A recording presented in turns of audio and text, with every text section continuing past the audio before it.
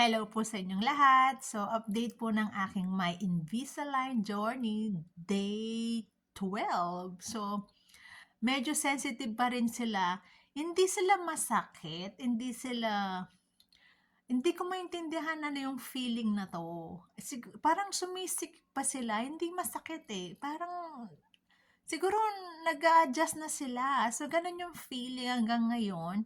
Hindi sila masakit. Like, parang tight sila. Konti na lang yung sa baba. Pero sa taas, wala akong nararamdaman ngayon. Yung sa baba pa rin, ganun pa din. Pakonti yung sensitive nila, yung pagka-tight. Pero, hindi ko maintindihan yung feeling ngayon. So, pero like I said, hindi sila masakit. Tapos, update ko pala kayo. Nakalimutan kong sabihin dito sa mga updates ko.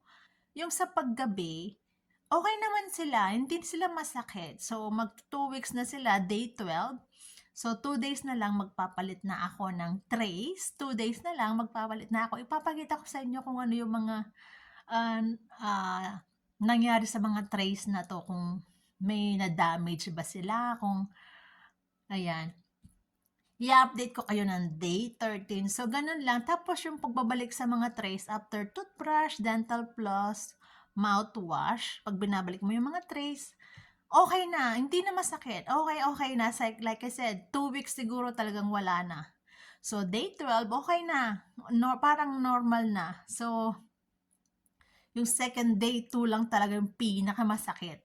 So ngayon, okay na. Yun lang talagang nagta-tight sila sa baba. Yun lang ang update ko ng day 12. So, abangan nyo yung update ko ng day 13. So, like I said, sensitive talaga sila sa baba ngayon. Sa taas, okay naman sila.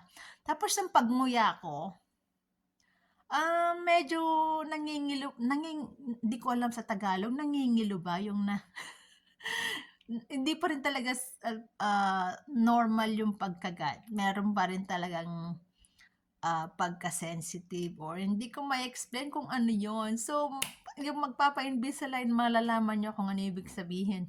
Thank you.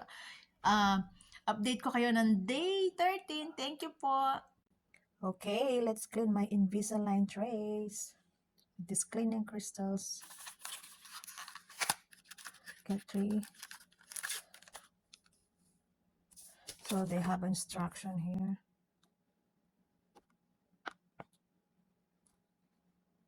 Okay.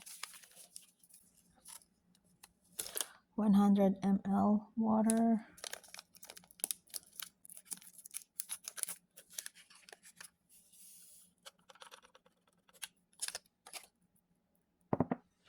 Let's use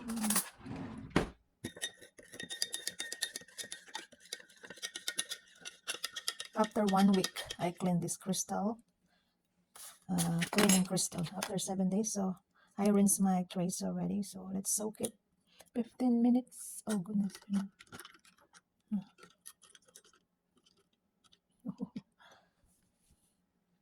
You're not fit.